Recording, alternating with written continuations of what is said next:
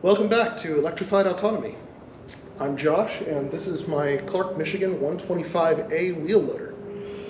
Today, we're going to be taking on the challenge of emptying the crankcase oil and possibly some of the oil from the pumpkins in the front and back.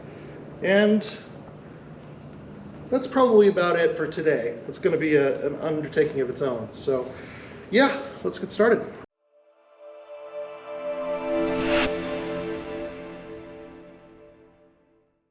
So for those of you following along at home, I've discovered that this drain plug is a 1 1/4 inch bolt head, and let's see if we can't get some oil flowing out of here. You know what though? I just realized that the service manual says that this should be done with the oil hot. So I'm going to pause the video and go run the vehicle for 15-20 minutes to get things warmed up, and then we'll come back down here and try this again.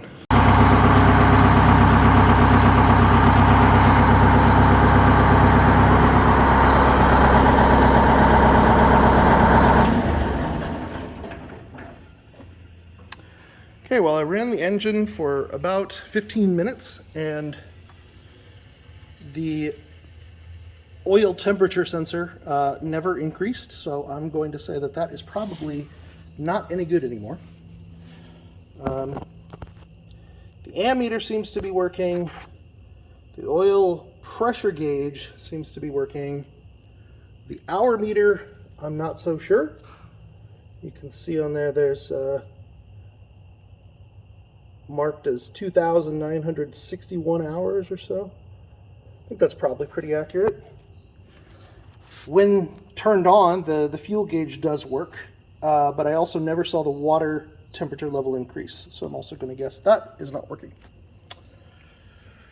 So, now that I've run it for a while, I'm going to head down and try the oil again. Okay, here we go. You want to take bets in the comments on how bad this is going to be? I am expecting a horrendous mess. Possibly all over my head in this position. So I'm going to move over to the side a little bit. See what we got. Oh, of course I'm going to have to loosen it up a little bit more with the socket first.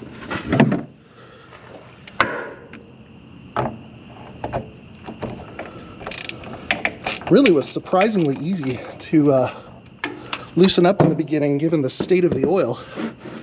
I figured this hadn't been serviced for some time, but here we go.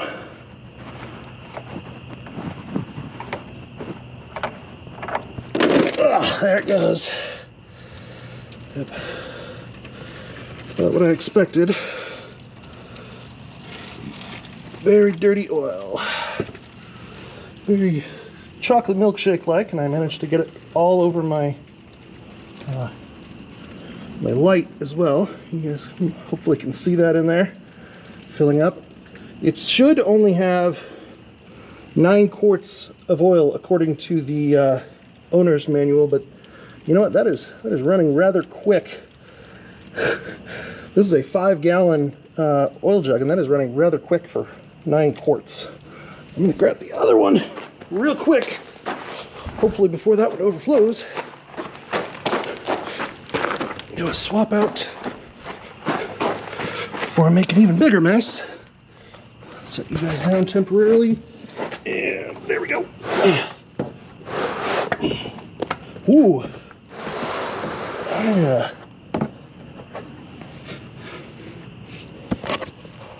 yeah, I'm definitely going to disagree with that 9 quarts thing. 9 quarts should be just 2.5 gallons, and I am now at 5.5, maybe almost 6. So good to know for next time. We will let this drain out for a while, and then I'll see if I can get the oil filter out. Okay, the oil is done running out, and what a lovely color. I'm gonna go with mauve for that one. maybe a gray brown. But obviously it is not supposed to be that color. I am pretty sure that some water has gotten into the crankcase. Obviously that is not a great thing. We are going to do some inspection, see if we can find any damage in there. I also need to take the starter off so I can get a look at the flywheel because the Bendix doesn't engage. Got quite a few other things to do. But next thing I'm going to do is go ahead and put the plug back up in there. And then,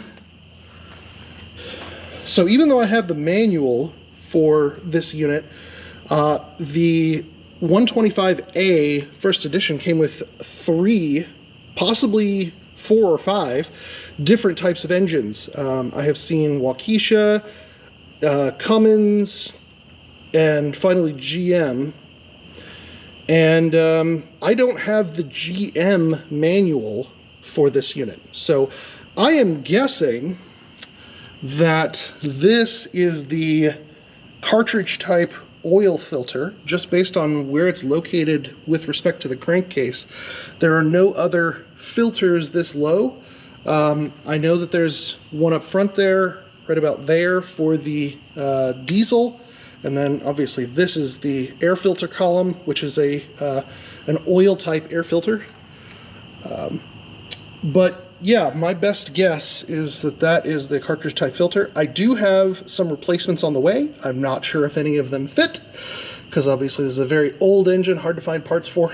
But yeah, we'll go ahead and unscrew that and see what we can do. I don't really expect that I'll be able to get it off by hand, but we'll give it a shot. Okay, so beginning on the filter, once again, for anyone who is interested, this is a 5/8 inch socket, which I'm putting on the bolt that is at the end of the filter canister here, and hopefully that will get me right into the filter. And I assume that there's going to be a rod that goes through the filter that's attached to this, but let's see what we got.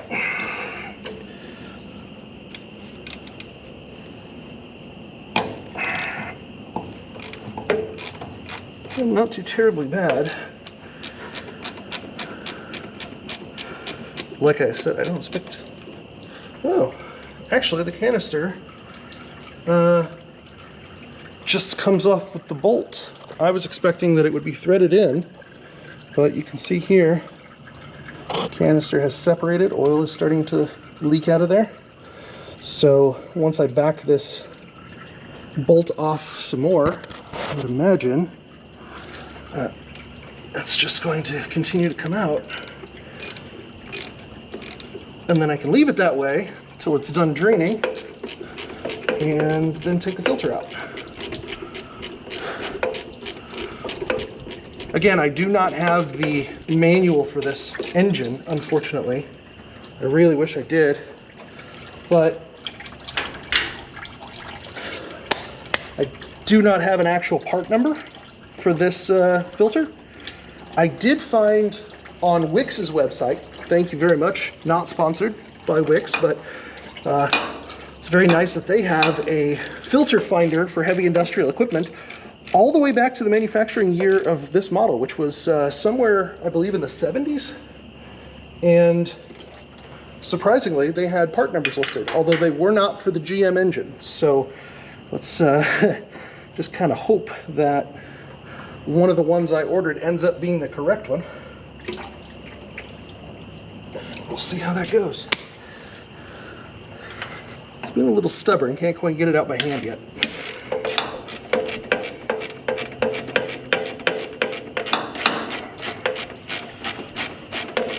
Not a ton of room to work back here, but it's not too bad. Definitely done worse. Thing is really threaded in there.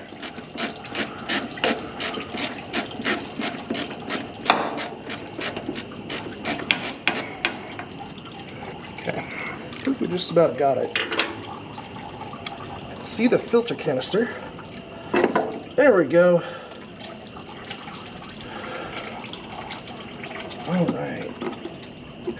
Apparently I chose correctly because this is the oil filter.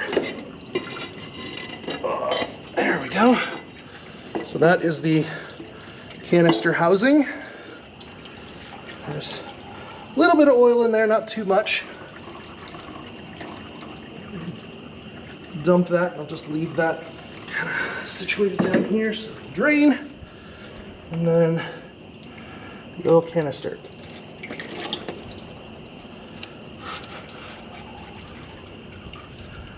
Okay. This is the oil canister.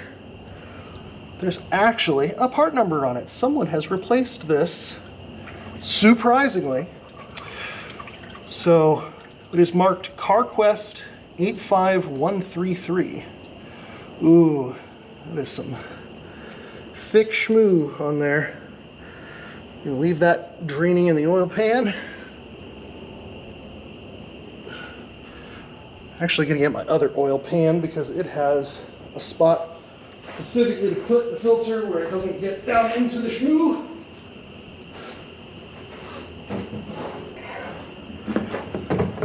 Leave that and the canister cover tilted in there, and that wasn't too bad. So surprisingly, the filter that I took off of there had the number CarQuest 85133 on it, and that actually cross-references to a Wix filter, which I already bought. So I should be getting that within the next couple of days.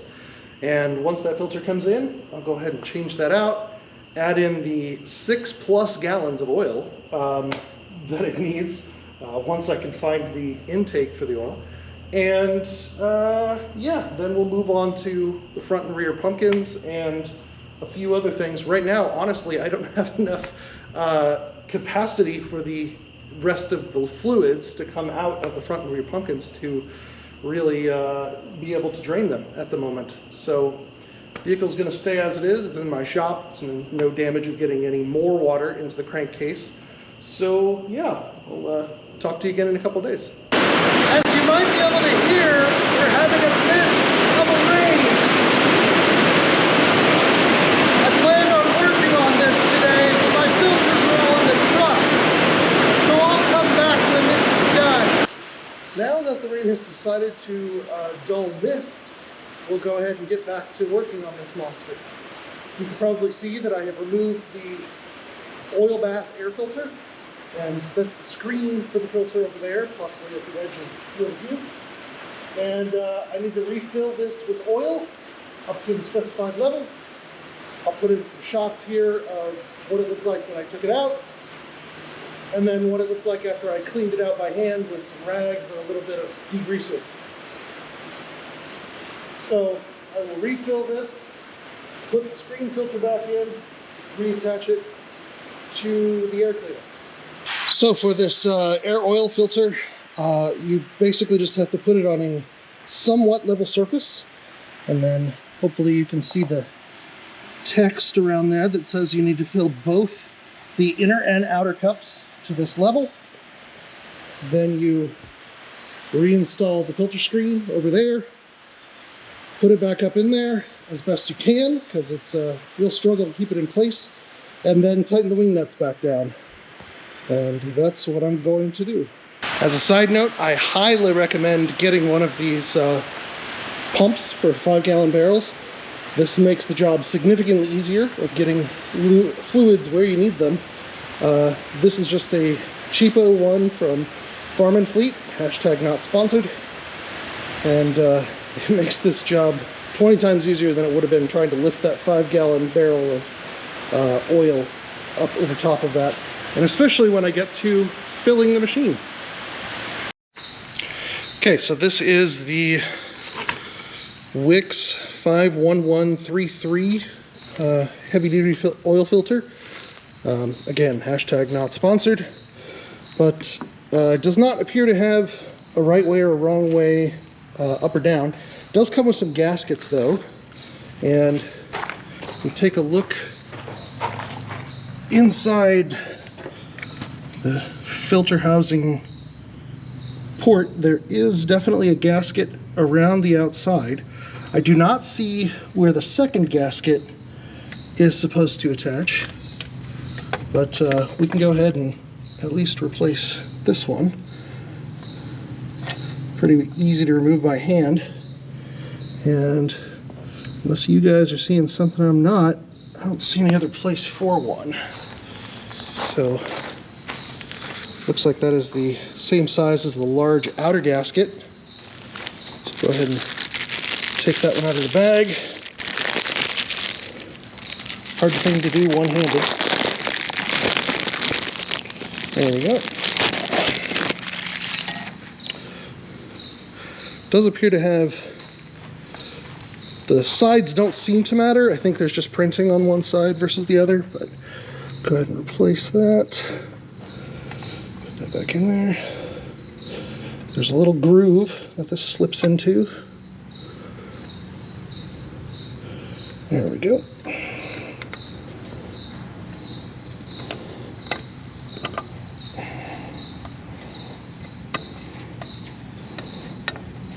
Fits fairly snugly. There we go. Use a little bit of that nasty oil there to lube up the seal.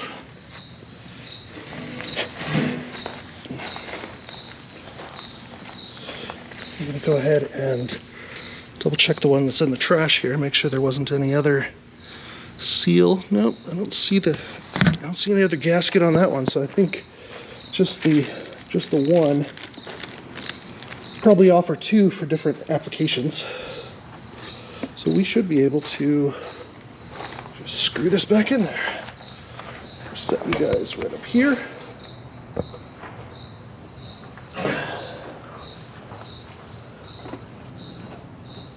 There we go. Yep, we've got traction on the screw.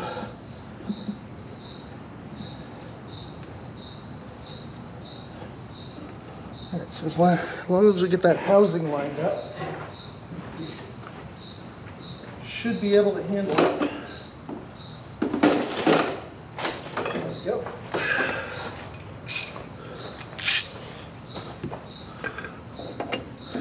Still even got the right size socket on there. Give it a nice little snug. Click. And seems like we got that sealed all the way around. Now, get to try and figure out how to fill this with oil. Okay, that little inlet is quite on there. But someone once told me, if you don't work harder, get a bigger hammer.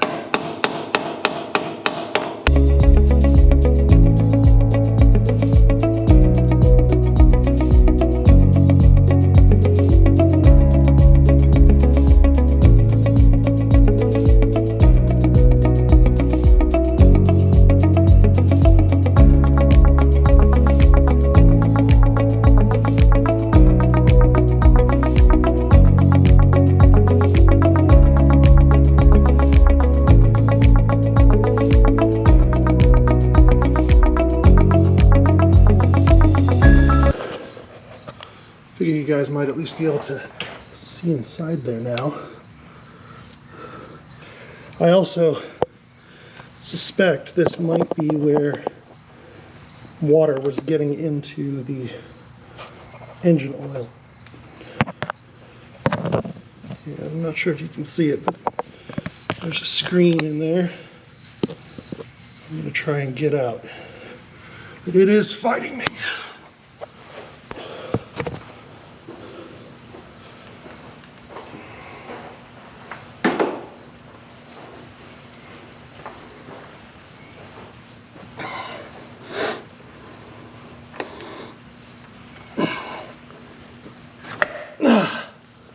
There we go.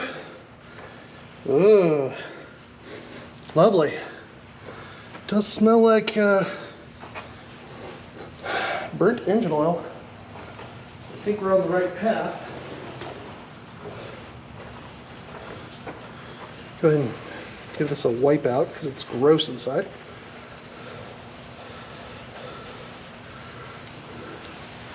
Wasn't nearly as bad as I thought to get off though, considering it probably hasn't been removed in 50 years. Ugh. That has got some nasty stuff in it.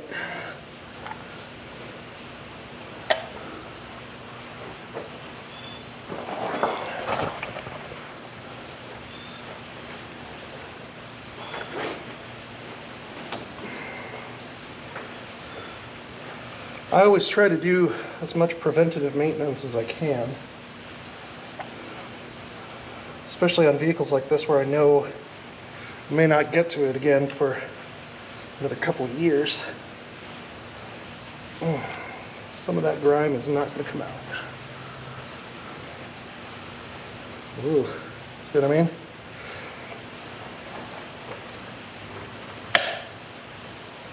And there's definitely some rust mixed in there, and the seal on the lid is pretty well gone.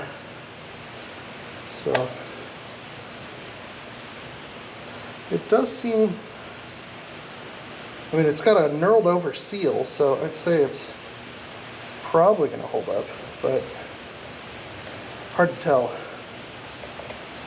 Man, there's so many layers of grease and paint and everything on this.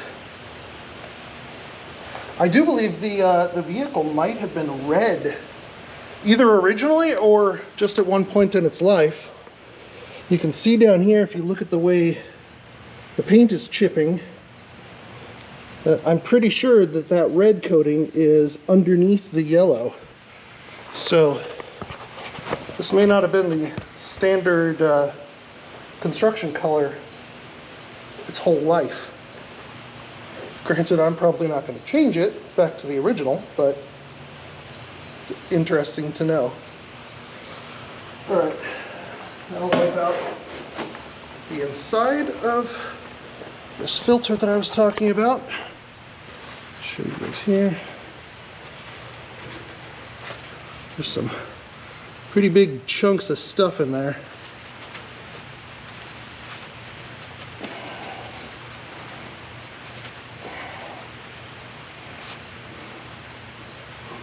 Yeah, it definitely smells like oil, but it smells like burnt oil. I wonder if they used oil in here at one point. But again, if you look at where this is located, I believe that that might be a turbo. And that definitely connects to the front of the crankcase, which is what makes me think that that's where the oil should be going in. So I'm going to add, yeah, that's definitely a, okay, so that's the air intake right here. Comes into this unit and mixes with the fuel back here. This is throttle body up here, and also the engine cutoff. This is the engine cutoff line, and this is the throttle linkage back here. So I'm pretty sure that this is where the oil goes, and I guess if I'm wrong, the engine won't start, so we'll see. Okay, I've been pumping for a little while now, and I think if we check the dipstick, we should be able to tell if we are at least putting this in the right port.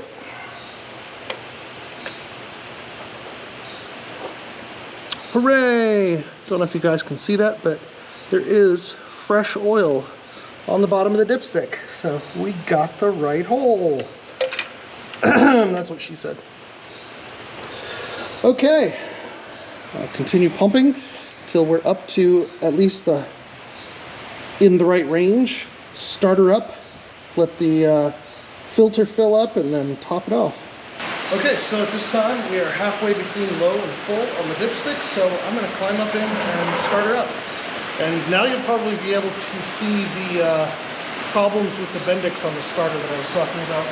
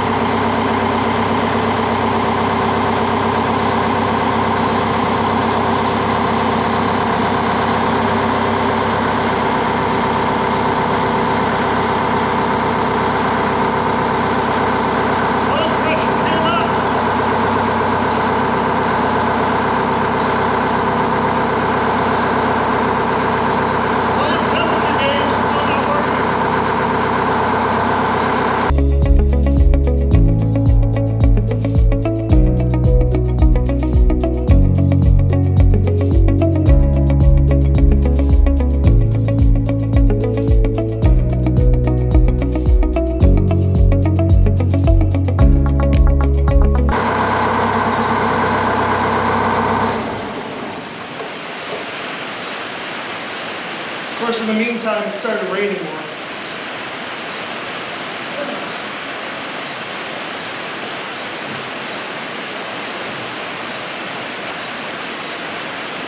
Entry and exit procedure on this thing is not the most ergonomic. But it works. Okay, guess we'll top her off. Okay, I think that's where we're going to end it for today. Next time we will probably get into changing out the gear oil and the pumpkins, and possibly get into the fuel system. Really don't want to get myself covered in diesel today, so I'll hold off on that. Might be on a little bit of a hiatus because I've got a trip for the next couple of weeks, but thanks for watching. See you again soon.